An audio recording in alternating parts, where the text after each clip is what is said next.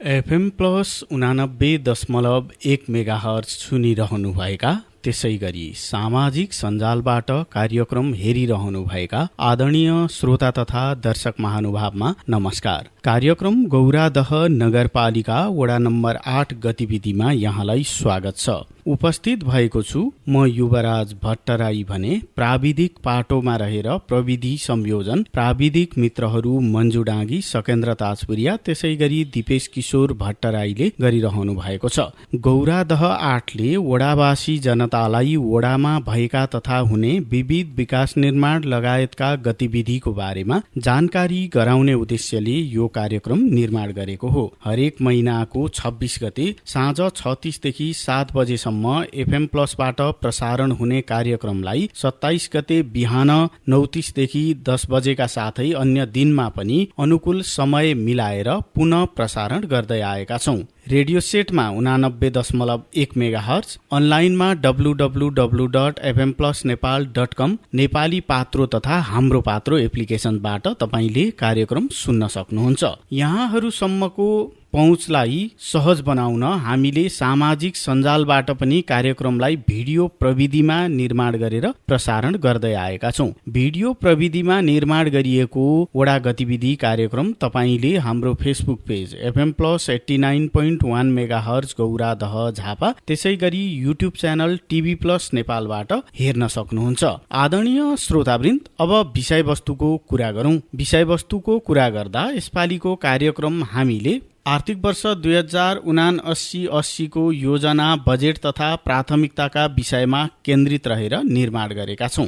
कार्यक्रमको सुरुमा हामीले गौरादह नगरपालिका वडा नम्बर 8 का वडा अध्यक्ष गणेश कुमार राजवंशीसँग वडाका योजना तथा प्राथमिकताका विषयमा केन्द्रित रहेर कुराकानी गरेका छौं। त्यसै गरी आजको कार्यक्रममा हामीले आर्थिक वर्ष 2079-80 मा गौरादह 8ले कुन शीर्षकमा कति बजेट विनियोजन गरेको छ भन्ने जानकारी पनि समावेश गरेका छौं। आदरणीय श्रोतावृन्द, कार्यक्रमको सुरुमा हामीले वडा अध्यक्ष गणेश कुमार राजवंशीसँग वडाका योजना बजेट तथा प्राथमिकताको विषयमा केन्द्रित रहेर कुराकानी गरेका छौं। प्रस्तुत छ उक्त कुराकानी। अध्यक्षज्यूले कार्यभार सम्हाल्नु भएको केही महिना व्यतीत भयो। यद्यपि तपाईका योजना कार्यक्रम लागू हुने कुरा चाहिँ यो साउनबाट मात्रै सुरु भएको छ। हजुर, यो आर्थिक वर्षका योजनाहरू निर्माण गर्दा कहाँ के प्राथमिकता हो भनेर निर्धारण गर्दाखेरि हामीले कसरी गर्यौं, जनतासम्म पुग्यौं, टोल भेला गर्यौं, जनप्रतिनिधिहरू विभिन्न ठाउँमा गएर बुझ्यौं, कसरी गर्यौं, प्रक्रिया के गर्यौं? सर्वप्रथम नमस्कार। यो हाम्रो योजना कलेक्सन गर्दाखेरि पहिलेका हाम्रो पुराना टोल विकास समूहका साथीहरू हुनुहुन्थ्यो, उहाँहरूलाई सहयोग मागेर होइन योजनाहरू के छ त्यहाँको अब प्रत्येक टोल विकासबाट योजना ल्याएर सहयोग गरिदिनु भनेर पुरानै टोल विकासबाट योजना माग गरेर हामीले योजनाहरू राखेका छौँ। त्यसलाई प्राथमिकता आधारमा योजनाहरू हामीले राखेका छौँ।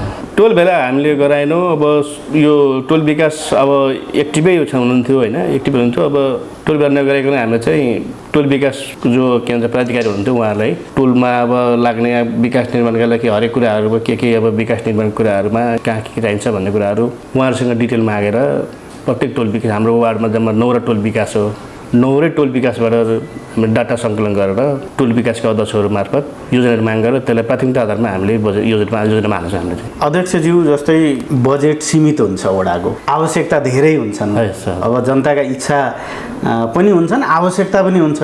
त्यो हिसाबले गर्दाखेरि ती जनताको आवश्यकताको कुरालाई पनि मध्यनजर गर्नु पर्यो। फेरि थैलो कति छ, कति खर्च गर्ने भन्ने कुरा त्यसले पनि निर्धारण गर्छ। एक्ज्याक्टली जनताहरूको माग चाहिँ कतिको आउँदा रहेछन्, जस्तै वडामै आएर वडा अध्यक्षलाई भेटेर जनप्रतिनिधिज्यूहरूलाई भेटेर हामी कहाँ यस्ता योजना चाहिएको छ, यो समस्या छ भन्ने कुरा चाहिँ उहाँहरूले कतिको माग गर्नुहुँदो रहेछ?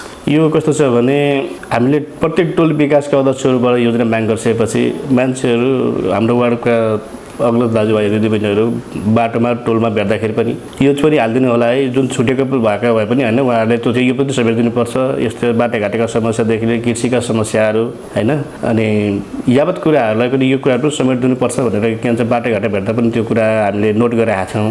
त्यसरी चाहिँ गर्ने गरेका छ। अब योजनामा हामीले लगभग प्राथमिकता आधारमा सकभर समेट्ने कोसिस गरेका छौँ, तर अब सबै योजना अब सबै गर्न सकिँदैन। प्राथमिकता गर्नु छ। बजेट पनि यसपालि फेरि घटेर आएको छ, सिलिङ बजेट घटेर आएको छ। अब क्रमिक रूपमा सम्बोधन गर्दै जाने कुरा पनि त हो नि। क्रमिक रूपमा त्यसलाई सम्बोधन गर्दै जानुपर्छ। अब 5 वर्ष कार्यकालमा अब त्यसलाई अब योजना ब्याङ्कमा राखेर क्रमिक रूपमा त्यसलाई तपाईँले भने जस्तै लानुपर्ला। त्यस्तो अब जस्तै नेतृत्व आइसकेपछि जस्तै वडा अध्यक्ष वडा सदस्यज्यूहरूले पनि हिजो जनतासम्म पुग्दै गर्दाखेरि हामी यो काम गर्छौँ भनेका पनि हुन्छन्, आफ्ना योजना पनि हुन्छन्। ती योजनाहरू चाहिँ यहाँ कतिको समेटिएका छन्? थोरै मात्रामा हामीले अब चुनावको दौरानमा घरदुली कार्यक्रम पुग्दाखेरि हामी यसो गर्छौँ उसो गर्छौँ भनेर के भन्छ हामीले जुन प्रतिबद्धता गरेका छौँ जनता समक्ष होइन, त्यो कुरा उतिखेरका कुराहरूमा हामीले केही हदसम्म मात्रै छुनु पाएका छौँ। धेरै कुराहरू चाहिँ बाँकी नै छन्, गर्नुपर्ने धेरै कुराहरू बाँकी नै छन्। जुन अब यो वार्डको सिलिङ बजेट र हाम्रो नगरको बजेटले अब त्यो चाहिँ अलिकति सम्भव पनि देखिएको छैन। अब बिस्तारै अब प्रदेश सङ्घ हुँदै अब कहाँ पुग्नुहुन्छ माथि अब केन्द्रबाट हुन्छ कि कहाँबाट हुन्छ त्यो चाहिँ अब योजना माग गरेर चाहिँ ल्याएर अब त्यो लाग्नु पर्ला जस्तो लाग्छ। वडाको सन्दर्भमा कुरा गऱ्यो भने पहिलो प्राथमिकता दिनुपर्ने विषय चाहिँ के हो जस्तो लाग्छ? केलाई निर्धारण गर्नुभएको छ? हाम्रो अभियसली हाम्रो अब यो नेपालको हाम्रो आन्तरिक उत्पादन भनेको कृषि नै हो, कृषि नै फोकस गर्ने। अब फेरि किसानकै छोरा भएको नाताले हामी चाहिँ किसानलाई नै मेन फोकस गरिरहेका छौँ। अब के छ बजेटको अब तपाईँको सीमित पर्सेन्ट मात्रै अब कृषिलाई छुट्याउन पाउने सिस्टम रहेछ, सिस्टमै रहेछ त्यो। त्यसले गर्दाखेरि किसानलाई यान्त्रिकरणमा लानलाई हामीले योचोटि हाते ट्र्याक्टरको लागि बजेट छुट्याएको छौँ। मेन फोकस हामीले किसानलाई गरेका छौँ र अर्को त्यसपछि अब पूर्वाधार विकासहरूमा त्यसरी लागेका छौँ। शीर्षक वाइज नै जाउँ न हामी है। हजुर। आर्थिक विकासतर्फ भनेर कृषिकै योजना नै समेटिएको देखियो यहाँ होइन। वडाले यसका लागि बजेट विनियोजन गरेको छ। हाते ट्र्याक्टर खरिद तथा ढुवानी 50% अनुदान भनेको छ र यो कार्यक्रम भइसकेपछि चाहिँ कम्तीमा यस्तो वातावरण बन्ला भन्ने किसिमको सोच पनि होला नि, के छ यो? हामीले चाहिँ वार्डमा हामीले छलफल गर्दाखेरि के देख्यो भने हामीले 70-30 को प्रोग्राम ल्याएका थियौँ। किसानलाई चाहिँ 70% वार्डले दिने र 30% किसानले आफै बेयर गर्ने गरी। तर सिस्टममा के रहेछ, कृषि अनुदानमा सामग्री वितरणमा तपाईँको 50% मात्रै पाउँदो रहेछ। त्यो सचेर उहाँहरूले नै अब 50-50 को प्रोग्राम राख्नु भएको छ। यहाँ हामीले जम्मा टार्गेट गरेको नौरा टोल विकासमा नौरा हाते ट्र्याक्टर बाँड्ने भनेर। अब त्यो नौरा टोल विकासमा बाँडिसकेपछि त्यो टोलवासीले, त्यो टोलका साथीहरूले टोलमा अब सब्जी खेती गर्नको लागि त्यो उपयुक्त जस्तो देखियो होइन। त्यो चिज रहिरहन्छ। अब भोलि पर्सि पनि त्यो सालौँसम्म काम गर्छ। त्यो हिसाबले एउटा चिज सामान दिएपछि त्यो यान्त्रिकरण गर्नको लागि लागिसकेपछि त्यो अलिक दिगो रहन्छ भन्ने हिसाबले हामीले यो काम कार्यक्रम ल्याएको छौँ। यो 50-50 को हिसाबले हामीले पनि यो विनियोजन गरेकोले 9वटालाई पुग्न सक्ने अवस्था हुन्छ। यो हामीले डिलरसँग सल्लाह गर्दाखेरि छलफल गर्दाखेरि जुन अब ट्र्याक्टर पावर टेलर डिलरसँग हाम्रो चितवनमा एउटा साथीको त्यहाँ हुनुहुन्छ होइन, त्यहाँ पुग्दाखेरि कति पर्छ त हाम्रो होलसेलमा रेटमा अब कति पर्छ त भन्दाखेरि उहाँले न्यूनतम यतिसम्म भन्नुभएको थियो। त्यो हिसाबले हामी 70% वार्डले 30% पब्लिकले हाम्रो किसान दाजुभाइहरूले बेर्ने गरी त्यो प्रोग्राम राखेको थियो। त्यो एमाउन्ट राखेको थियो। पुग्दा पुग्दैन यो अब चिज अब बाँडेर अब सकिँदैन। यो हामीले जम्मा नौरा टोल विकासमा नौरा ट्र्याक्टर दिउँ भनेर के भन्छ यसपालि अब पहिलो प्रोग्राम। अब नेक्स्ट इयरको लागि अब फेरि अर्को अर्को प्रोग्राम ल्याएर त्यसरी अब कन्टिन्यू गर्ने कुराहरूमा चाहिँ हामी त्यसरी लागेका छौँ। 70-30 जाँदाखेरि हाम्रो 9वटा आउँथ्यो भने अब 50-50 गएपछि हाम्रो पैसा त बचत हुन्छ। उब्रेकै पैसाले हामीले अब भएछ भने जस्तै मकै रोप्ने मेसिनहरू भयो, सानो कुराहरू सानो चिजहरू चाहिँ आउँछ। यसले कृषितर्फ नै प्रयोग गर्ने हो। त्यो उब्रिएको पैसा कृषि सामानमै के भन्छ खरिद गर्ने हो, त्यस्तो योजना राखेको छ। वडा नम्बर 8मा त सब्जी खेती पनि हाम्रो जस्तै आदिवासी समुदायमा त सब्जी खेती गर्ने एक किसिमको पहिलेदेखिकै चलन पनि हो होइन। त्यो हिसाबले पनि यो अलिकति प्रभावकारी हुन्छ होला भन्ने नै हो। त्यही हिसाबले नि अब अब सब्जी खेतीमा के यसले धान खेतीको लागि पनि हुन्छ? यो हुँदो रहेछ, निकै नै उपयोगी देखियो यो। अब हामी ट्राई गर्छौँ कतिको यो के भन्छ अब यसले आउटपुट राम्रो दिन्छ, त्यो हिसाबले के भन्छ हामी अब फेरि पनि यस्तै अब यसले अभाव भएछ भने यसले राम्रो काम गर्दै गएछ भने यो अति आवश्यक जस्तो ठहरेछ भने नेक्स्ट इयर पनि यसैले नै प्राथमिकता लगाएर जानुपर्ला जस्तो मलाई लागिरहेछ। अब अर्को कार्यक्रम चाहिँ घाँसको बिउ 50% अनुदान भन्ने कार्यक्रम राख्नु भएको छ। अब यो चाहिँ पशुपालक कृषकहरूकै लागि हो। एक्ज्याक्टली। अब कृषि तथा पशु यो त हाम्रो अब समान रूपले अगाडि बढ्ने नै कुरा भयो। यो चाहिँ वडाभरि किसानलाई पुग्ने गरीको व्यवस्थापन हुने गरी हो कि के हो? यो चाहिँ कस्तो छ भने मेन यो गाई पालक किसानहरूलाई फोकस गरेर ल्याएको कार्यक्रम हो।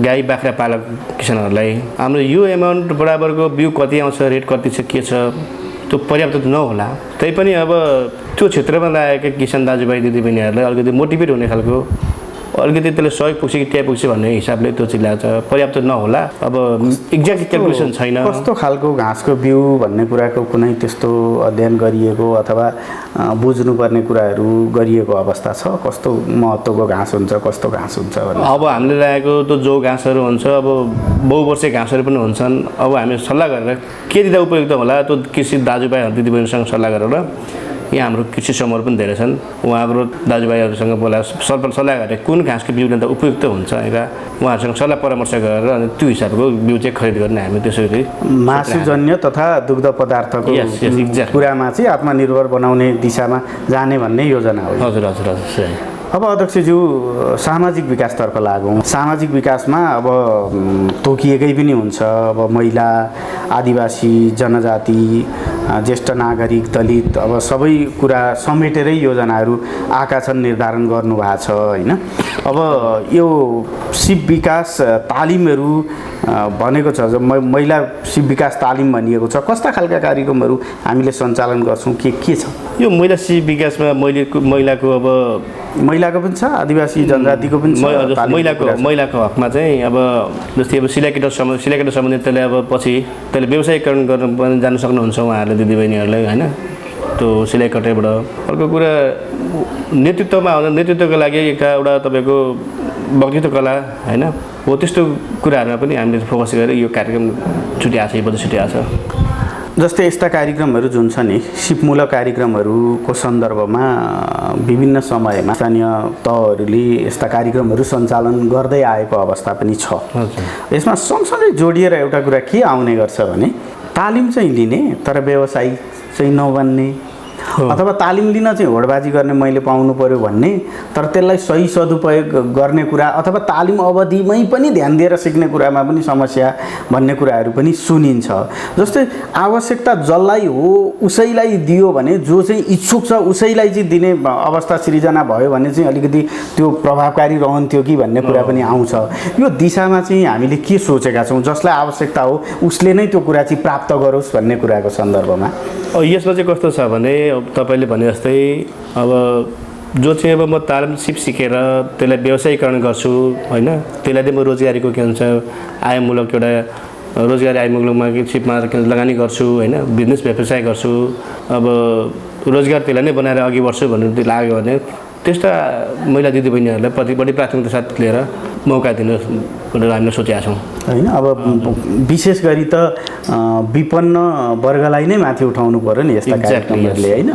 जस्तै आदिवासी जनजातिको विषय नै भए पनि त्यहाँभित्रका पनि विपन्नहरूलाई प्राथमिकतामा राख्नुपर्ने विषय होला।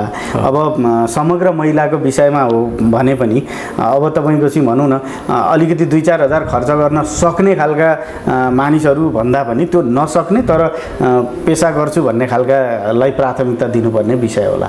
मलाई पनि के लाग्छ भने जस्तै अति विपन्न परिवारलाई यो सिप सिकाइसकेपछि अब लगानी गर्न व्यवसाय गर्नु त अब पैसा पुँजी चाहिन्छ। पहिले सिप सिकौँ, त्यसपछि अब वार्डले के पहल गर्न सक्छ, के गर्न सक्छ। अर्को नेक्स्ट इयरको बजेटमा यो शीर्षकले चाहिँ योचोटिको चाहिँ सिप सिकाउने, नेक्स्ट इयरमा चाहिँ उहाँहरूलाई अब व्यवसाय गर्ने खालको वातावरण गर्नलाई वार्डले के पहल गर्न सक्छ भन्ने मलाई त्यो हामीले अब नेक्स्ट इयर चाहिँ अब प्रोग्राम कति मेहनत गर्नुहुन्छ, कति प्रभावकारी रूपमा सिक्नुहुन्छ, कति प्रतिबद्ध हुनुहुन्छ, त्यसपछि उहाँहरूलाई व्यवसाय गर्ने वातावरणका लागि पनि सहयोग गर्ने। हजुर वार्डलाई सहयोग गर्ने हाम्रो त्यो हिसाबले लागिरहेको छौँ। अब अलिकति जस्तै पूर्वाधार विकासको कुरा गरौँ न। जस्तै पूर्वाधारमा अब यो वडा पनि पूर्वाधार विकास गर्नुपर्ने अथवा भनौँ न एउटा विकटै खालको भूमिहरू पनि भएको वडा मध्येमै पनि पर्दछ होइन। अहिले के छ जस्तै प्राथमिकताको हिसाबले हेर्दाखेरि बाटोघाटोको सन्दर्भमा कुरा गर्यो भने वडाको अवस्था के हो? जस्तै ग्राभेल भएका नभएका बाटोहरूको सङ्ख्या त्यो प्राथमिकता निर्धारण गर्नुपर्ने कुराहरूको कस्तो रह्यो? यो बाटोघाटो पूर्वाधार विकास जाँदाखेरि मेन जोडिन आउँछ बाटोघाटो नै हो, कलबोट नै हो, कलबोट पुलहरू नै हो। कस्तो देखियो भने यो बाटोघाटो ग्राभेल गरियो, पानी हरि आउँछ, तपाईँको बगाएर लान्छ, फेरि नेक्स्ट इयर पनि त्यसमै फेरि बजेट हाल्यो। यो चाहिँ मैले त्यति उचित लाग्दैन। जस्तै अब मेन कुरा हामीले हो एक वर्षको यसमा 1 वर्षको अवधिमा हामीले एउटा चिजलाई फोकस गर्नुपर्छ जस्तो लाग्छ। जस्तै अहिलेको जुन सिस्टम छ नि, अब बजेटको सिस्टममा अब पर्सेन्ट छुट्याएर आएको हुन्छ, पूर्वाधारमा यति, कृषिमा यति भनेर आएको हुन्छ, सामाजिक विकासमा यति तोकेरै आउँछ शीर्ष। मलाई यो भन्दा नि जस्तै हामी कृषिमा फोकस गर्ने, मेरो अब कृषक दाजुभाइले फोकस गर्ने हो भने, एग्रिकल्चरमा डेभलप गर्ने हो भने नगरपालिका यो फर्स्ट इयरको आर्थिक वर्षमा लु हामी के भन्छ एग्रिकल्चर डेभलप गरौँ है भनेपछि अब त्यो बजेटले अब युज लगानी हुन्छ र के भन्छ केही आउटपुट राम्रो हुन्छ कि जस्तो लागिरहेछ। तपाईँसँग अब अगाडि 4 लेनको बाटो छ, 6 लेनको बाटो छ, तपाईँको स्तर उन्नति कृषि हो, तपाईँ कृषक हो, तपाईँको स्तर उन्नति बढेको छैन भने अगाडि गएको त 4 लेनको 6 लेनको बाटो भएकोले तपाईँले केही अर्थै छैन नि। जबसम्म तपाईँको अब जीवनस्तर उठ्दैन तबसम्म त्यो 4 लेन 6 लेनको बाटोले के हुन्छ कुनै अर्थ नै हुन्छ। अहिलेसम्म भएको बाटोहरूले हामीलाई के भन्छ पर्याप्त नै छन्। मेन ठाउँ जोड्नलाई के भन्छ अब पिच भएकै छन् होइन। गाउँले बाटोमा अब शाखा बाटोहरू अलिक ग्राभलमै छन्। मेन कुरो चाहिँ मलाई लाग्छ कृषि र के भन्छ त्यहाँ कृषिमा आधारित जुन किसानहरूलाई उहाँहरूलाई जीवनस्तर विकासलाई एउटा गतिलो कार्यक्रम चाहिँ ल्याउनुपर्छ जस्तो लागिरहेको छ। त्यो गर्दा चाहिँ राम्रो यो जस्तै नि बाटोको पूर्वाधारको कुरा गर्दाखेरि वडाको अवस्था चाहिँ के हो? प्राय सबै बाटोहरू लगभग ग्राभेल भइसकेको अवस्था हो। एक्ज्याक्टली यो लगभग हाम्रो 95% बाटोहरू हाम्रो ग्राभेल भइसकेका छन्। अब ग्राभेल भइसकेका बाटोहरूलाई कति ठाउँमा शुद्ध माटाकै बाटोहरूको सङ्ख्या चाहिँ त्यति छैन, त्यो लगभग 0मै छ। त्यो छैन, त्यस्तो माटोकै बाटो त्यस्तो भएको छैन। त्यसैले होला अब यसपालिको योजनामा पनि सडक स्तर उन्नतिका योजनाहरू नै यहाँ केन्द्रित भएको पनि देखियो। अभियसली यो चाहिँ अब हामीले अब एकचोटि ग्राभेल भइसकेपछि अब त्यसलाई स्तर उन्नति गरेर भोलि पर्सि अब त्यसलाई पिचको अवधारणामा अब जोड्नलाई आएका बजेट त अब छुट्टिएको बजेटहरू त लानै पर्छ, अब अपग्रेडिङ त गर्नै पर्छ बाटोमा होइन। त्यो हिसाबले चाहिँ अगाडि बढिरहेको छ। अब अध्यक्षज्यू अन्य शीर्षकमा पनि वातावरण तथा विपद व्यवस्थापनतर्फ अब वृक्षारोपणदेखि उद्धार सामग्री राहतसम्मका कुराहरू छन्। सुशासन तथा सामाजिक सेवा प्रवाह र क्षमता विकासतर्फ पनि जनतालाई सुसूचित गराउने लगायतका विभिन्न वडाका पूर्वाधारका विषयहरूमा विकास गर्ने कुराहरू पनि उल्लेख छ। सडक मर्मतका विषयहरू पनि संलग्न गरिएको छ, आवश्यकता पनि हुन्छ वर्षेनी। अब अलिकति वडाको योजनापछि अलिकति नगरका योजनामा जाउँ न। यसपालि वडा नम्बर 8ले चाहिँ नगर स्तरीय योजनाहरू चाहिँ के कस्ता योजनाहरू प्राप्त गर्यो? सिलिङ बजेट 50% काटिराखेपछि नगरले 60 लाख हालेको छ। 60 लाखमा तपाईँको हाम्रो बैराती भुलीसिमल जोड्ने बाटोमा 30 लाखको ग्राभल गरेर यसपालि बेस ओछ्याउने, नेक्स्ट इयरको पिचको लागि 1.5 किलोमिटर पिचको लागि त्यो इस्टिमेटको लागि 30 लाख त्यहाँ हालेको छ। अनि बैराती स्कुलदेखि अलिकति माथि त्यहाँ एउटा ठुलो गहिरो पैनी छ र त्यो पारी त्यहाँ 8-10 घरहरू छन् त्यहाँ जोड्नलाई ग्याल्भनाइज फलामको पुल हाल्ने भनेर 12 लाख त्यहाँ छुट्याइदिएको छ नगरले। अनि यता तल लेरा खोलामा कजवे पुल छ, त्यहाँ अब पानी पऱ्यो भने अब आवाजावत ठप्पै हुन्छ। त्यहाँ अब क्रमागत रूपमा 18 लाख बक्स कलबटै भनेको छ अब नगरले। त्यहाँ त मैले भने त पुलै हुँदा राम्रो हुन्थ्यो, अब कलबट उसले थाहा हुन्छ भनेर अब यो कस्तो खालको कलबट हो, अब त्यो चाहिँ अब पछि हेर्दै थाहा हुन्छ। त्यो 18 लाख त्यो कर्मागतमा त्यहाँ हालिदिएको छ। नगरले जम्मा 60 लाख रुपियाँ उहाँलाई दिएको छ र प्रदेश कृषि मन्त्रालयबाट बोर्डिङको लागि भनेर 15 लाख छुट्याइदिएको छ। त्यो चाहिँ वडाकै पहलमा आएको योजना? हजुर म डेलिगेसन मै गएको थिएँ कृषि मन्त्रालय पुगेर त्यहाँ अब आफ्नो कुराहरू कृषि यादव समस्या राख्दाखेरि कृषि मन्त्रीज्यूले हाम्रो 8 नम्बर वासीले माया गरेर 15 लाख पातिनु भएको छ। 15 लाख रुपियाँ बोरिङ? यस, बोरिङको लागि। एक ठाउँमा बोरिङको डिप बोरिङ भनेर भन्नुहुन्छ। अब डिप बोरिङ अब त्यति अब यहाँ चाहिँ अब अलिक कस्टली पनि पर्छ र त्यो अलिक सक्सेस पनि छैन जस्तो कुरा पनि सुन्नुमा आएको छ। त्यसलाई अब विषय चेन्ज गराएर अब मोटर बोरिङ नै पार्नुपर्छ कि जस्तो लाग्छ। सिँचाइ त सिँचाइ नै हो, अब त्यसलाई अलिकति परिमार्जित गर्नुपर्छ जस्तो लाग्छ शीर्षक। जस्तै नगरका योजनाको कुरा गऱ्यौँ, अलिकति प्रदेशतिर पनि प्रवेश गऱ्यौँ होइन। अब वडाका नगरका योजनाले मात्रै समग्र वडाका आकाङ्क्षा, वडावासीका आकाङ्क्षा पुरा गर्न सक्ने अवस्था गाह्रो पनि हुन्छ। सङ्घ प्रदेशमा पहल प्रयत्न पनि गर्नु पर्यो। यी यस्ता योजनाहरू चाहिँ हामी माथि पहल गर्छौँ है भन्ने योजना पनि केही निर्धारण गरिएको छ। वार्डले यो टोल विकासबाट सबैतिरबाट योजना माग गर्दाखेरि हामीले पनि वार्ड जनप्रतिनिधिहरूले आवश्यक छुटेको ठाउँहरू मेन ठाउँ जुन कुराहरू छ, जस्तै अब हाम्रो कृष्ण खोलादेखि पारी 9 नम्बर वार्ड जोड्न खजुरबारी जोड्नलाई झुलेङ पुल कति आवश्यक छ त्यहाँ अब जाबती ठप्प छ त्यहाँ, त्यो जोड्न पाएको थियो भने त्यो हाम्रो 8 नम्बर वार्डको लागि राम्रै कुरा हो, त्यो राम्रो हुन्थ्यो भनेर हामीले त्यो नगरको योजना ब्याङ्क पनि आएको छौँ। त्यो यो योजना ब्याङ्क चाहिँ मा रहिसकेपछि अब हामी अब त्यसलाई नै लिएर अब केन्द्रसम्म जाने पनि कुरा डिलिङ कुरा भइरहेछ। अब हुन्छ भनेर आश्वासन दिनुभएको छ, अब हेर्नु जाउँ। अब सीमित बजेट अघि पनि हामीले पटक पटक भनिसकेका छौँ, आकाङ्क्षा धेरै, समस्या पनि धेरै हुन्छन् समाधान गर्नुपर्ने। तथापि यो पहिलो बजेट को सन्दर्भलाई लिएर वडावासीलाई केही भन्नुहुन्छ? वडावासीलाई के भन्न चाहन्छु भने अब बजेट सीमित हुन्छन्, गर्नुपर्ने कुरा धेरै छन्, थोरैबाट त्यही अब प्राथमिकता आधारमा हामीले अब योजना छनौट गरेर लगानी गर्नुपर्ने हुन्छ। र पनि के आश्वासन दिन चाहन्छु भने हामी वडाको सिलिङ बजेट र नगरको बजेटले मात्रै सीमित नरही प्रदेशको ढोका ढकढक्याउनु पनि त्यहाँ पनि पुग्छौँ। केन्द्रमा त्यहाँ जानु पऱ्यो, त्यहाँको ढकढक पनि हामी ढकढक्याउँछौँ त्यहाँ। अब जे जति गर्न सकिन्छ, अब उहाँले कति माया गरेर उयो वार्डवासीले हामीले कति माया गर्नुहुन्छ, उहाँले कति के गर्नुहुन्छ, मलाई सबको लाग्छ माया गर्नुहुन्छ जस्तो लागिरहेको छ। यो भदौको फर्स्ट विकतिर हामी प्लान पनि बनाएर छौँ जानु भनेर, यसरी केन्द्र जाने कुरा पनि भइरहेछ। 1-2 योजना लिएर जाउँ भनेर पनि सोचिरहेको छु। अब हेर्दैछौँ कति के हुन्छ, सक्सेस हुन्छ। यति हुन जान्छ वार्डवासीहरूले। हुन्छ अध्यक्षज्यू, महत्त्वपूर्ण विषयमा कुराकानीमा सहभागी भइदिनु भयो, यहाँलाई धेरै धेरै धन्यवाद छ। हस्, धन्यवाद, नमस्कार। गौरादह नगरपालिका वडा नम्बर 8 का आर्थिक वर्ष 2079-80 का योजना प्राथमिकता तथा बजेट सन्दर्भमा केन्द्रित रहेर वडा अध्यक्षज्यूसँग गरिएको यो कुराकानीपछि कार्यक्रममा अब भने छोटो विश्राममा जाने बेला भएको छ। विश्रामपछि वडाका योजना तथा बजेटको जानकारीका साथमा उपस्थित हुने नै छौं। FM प्लस सुन्दै रहनुहोला, सामाजिक सञ्जालबाट कार्यक्रम हेर्दै रहनुहोला।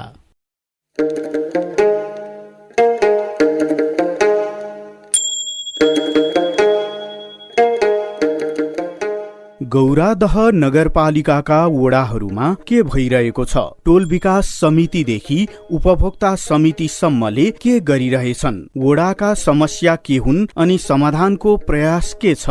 जनप्रतिनिधिदेखि जनतासम्मको आवाज समेटिएको रेडियो कार्यक्रम वडा गतिविधि। गौरादह नगरपालिकाका वडाहरूको गतिविधि सुन्नका लागि वडा नम्बर 1 हरेक महिनाको 12 गते साँझ 6:30 देखि 7 बजेसम्म, पुनः प्रसारण 13 गते बिहान 9:30 देखि 10 बजेसम्म। वडा नम्बर 2 हरेक महिनाको 14 गते साँझ 6:30 देखि 7 बजेसम्म, पुनः प्रसारण 15 गते बिहान 9:30 देखि 10 बजेसम्म। वडा नम्बर 3 हरेक महिनाको 16 गते साँझ 6:30 देखि 7 बजेसम्म, पुनः प्रसारण 17 गते बिहान 9:30 देखि 10 बजेसम्म। वडा नम्बर 4 हरेक महिनाको 18 गते साँझ 6:30 देखि 7 बजेसम्म, पुनः प्रसारण 19 गते बिहान 9:30 देखि 10 बजेसम्म। वडा नम्बर 5 हरेक महिनाको 20 गते साँझ 6:30 देखि 7 बजेसम्म, पुनः प्रसारण 21 गते बिहान 9:30 देखि 10 बजेसम्म। वडा नम्बर 6 हरेक महिनाको 22 गते साँझ 6:30 देखि 7 बजेसम्म, पुनः प्रसारण 23 गते बिहान 9:30 देखि 10 बजेसम्म। वडा नम्बर 7 हरेक महिनाको 24 गते साँझ 6:30 देखि 7 बजेसम्म, पुनः प्रसारण 25 गते बिहान 9:30 देखि 10 बजेसम्म। वडा नम्बर 8 हरेक महिनाको 26 गते साँझ 6:30 देखि 7 बजेसम्म, पुनः प्रसारण 27 गते बिहान 9:30 देखि 10 बजेसम्म।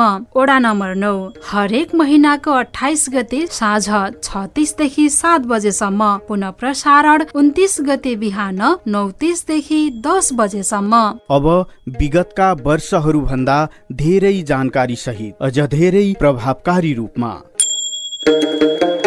FM प्लस 89.1 मेगाहर्ज सँगै अनलाइनमा www.fmplusnepal.com हाम्रो पात्रो तथा नेपाली पात्रो एप्लिकेसनबाट सामाजिक सञ्जालमा सुन्नका लागि FM plus 89.1 megahertz Gauradaha Jhapa तथा युट्युब च्यानल टिभी प्लस नेपालबाट अनुकूल समय मिलाएर हेर्न तथा सुन्न सक्नुहुनेछ।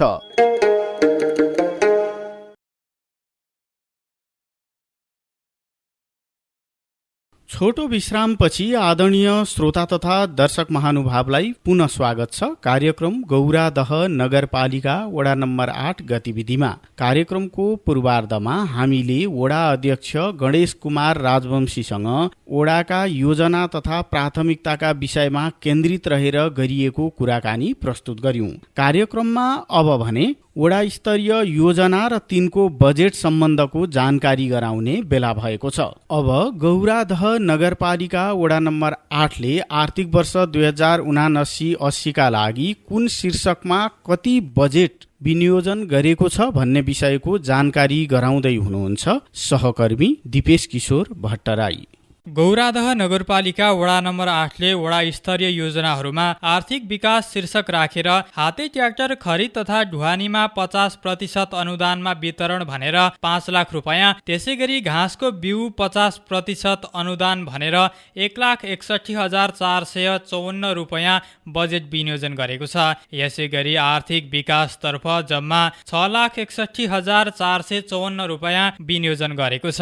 त्यसै गरी सामाजिक विकासतर्फ महिला सिप विकासमा 2 लाख, आदिवासी जनजाति सिपमूलक कार्यक्रममा 2 लाख, ज्येष्ठ नागरिक सम्मान पोषण आहार वितरण कार्यक्रममा 1 लाख, दलित अपाङ्ग अति विपन्न स्वास्थ्य बीमा भनेर 2,50,000, प्रगति मावि स्काउट कार्यक्रमलाई 50,000, युवा लक्षित कार्यक्रम भनेर 1,52,182 रुपैयाँ, महिला स्वयंसेविका परिचालनतर्फ 40,000 रुपैयाँ बजेट विनियोजन गरेको छ। यसै गरी सामाजिक विकासतर्फ जम्मा 9,92,182 रुपैयाँ बजेट विनियोजन गरेको छ। त्यसै गरी पूर्वाधार विकासतर्फ रामप्रसाद महतोको घर हुँदै मोती महतोको घरसम्म सडक स्तर उन्नति भनेर 6 लाख रुपैयाँ, त्यसै गरी विकास कार्कीको घर हुँदै इन्द्र सुवेदीको घर जोड्ने सडक स्तर उन्नति भनेर 6 लाख रुपैयाँ, शिवनारायण शाहको घर पश्चिम दक्षिण हुँदै बाबुराम सिजापतिको घरसम्म सडक स्तर उन्नति भनेर 10 लाख रुपैयाँ, त्यसै गरी भगतराम राजवंशीको घरदेखि टङ्क बुढाथोकीको घरसम्म सडक स्तर उन्नति भनेर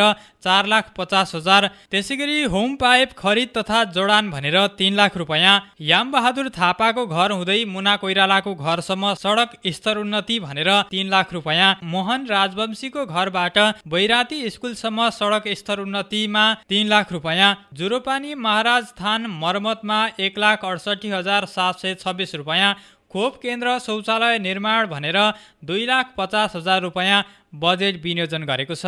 त्यसै गरी पूर्वाधार विकासतर्फ जम्मा 39,68,726 रुपैयाँ बजेट वडाले विनियोजन गरेको छ। त्यसै गरी वातावरण तथा विपद व्यवस्थापन तर्फ वृक्षारोपण, फलफूल तथा अन्य भनेर 3 लाख रुपैयाँ, उद्धार सामग्री तथा राहत सहयोग भनेर 1,63,018 रुपैयाँ बजेट विनियोजन गरेको छ। त्यसै गरी वातावरण तथा विपद व्यवस्थापन तर्फ वडाले जम्मा 4,63,018 रुपैयाँ बजेट विनियोजन गरेको छ।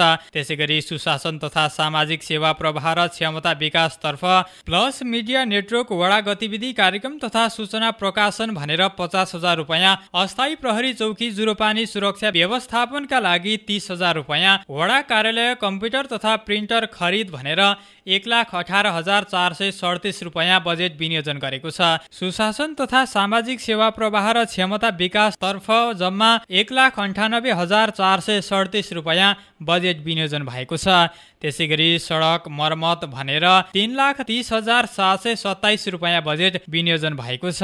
गौरादह नगरपालिका वडा नम्बर 8 मा कुल जम्मा 66,14,544 रुपैयाँ बजेट विनियोजन भएको छ। सहकर्मी दिपेश किशोर भट्टराईले गराउनु भएको आर्थिक वर्ष 2079-80 को गौरादह 8 का योजना र बजेटको जानकारी पछि कार्यक्रमबाट अब भने हामीले बिदा माग्नुपर्ने बेला भएको छ। तपाईलाई श्रोतालाई यसपालिको गौरादह नगरपालिका वडा नम्बर 8 गतिविधि कार्यक्रम कस्तो लाग्यो? प्रतिक्रियाका लागि हाम्रो स्टुडियोको टेलिफोन नम्बर 023 480 055 सदैव खुल्ला छ। सामाजिक सञ्जालबाट कार्यक्रम हेर्नुहुने महानुभावले सञ्जालबाटै पनि आफ्ना प्रतिक्रिया जनाउन सक्नुहुन्छ। प्राविधिक पाटोमा रहेर प्रविधि संयोजन गर्नुहुने प्राविधिक मित्रहरू मन्जु डाँगी, सकेन्द्र ताजपुरिया, त्यसै गरी दिपेश किशोर भट्टराईलाई धन्यवाद दिँदै म युवराज भट्टराई अर्को दिन अर्को वडाको गतिविधिका साथमा हाजिर हुने बाचा सहित बिदा माग्छु। FM+ सुन्दै रहनुहोला। हवस् त, नमस्कार।